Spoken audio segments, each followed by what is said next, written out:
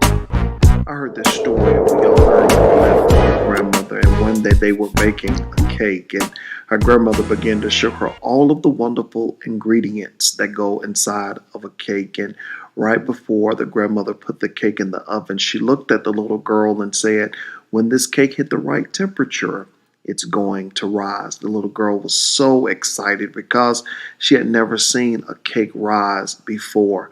After about 2 minutes of the cake baking, the little girl ran to the window and said, "Grandmama, Grandmama, the cake is not rising. Something must be wrong." The grandmother looked at her and said, "Baby, don't worry. It's going to rise." After about 4 minutes of the cake baking, the little girl ran to the window and said, "Grandmama, no, something is terribly wrong with this cake. It's not rising."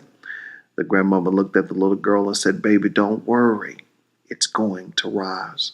The little girl forgot to go back and look, and after about an hour, she remembered, ran back to the window of the oven and looked in, and a smile filled her face, and she was so happy. She said, "Grandmama, Grandmama, the cake is rising." The grandmother took the cake out of the oven and let it cool and began to ice the cake. And the little girl was watching with so much joy in her eyes and in her heart. And she finally asked her grandmama, she said, "Grandmama, how did you know the cake was going to rise?" The grandmama looked back at her and said, "Baby, because I put something in it to make it rise." You may be going through a situation right now. You feel like quitting, throwing in the towel, giving up, saying it's not worth it.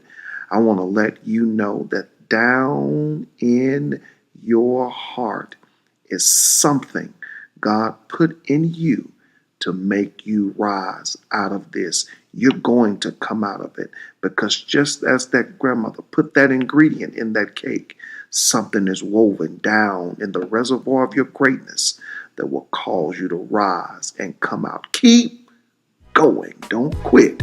You're closer than you think.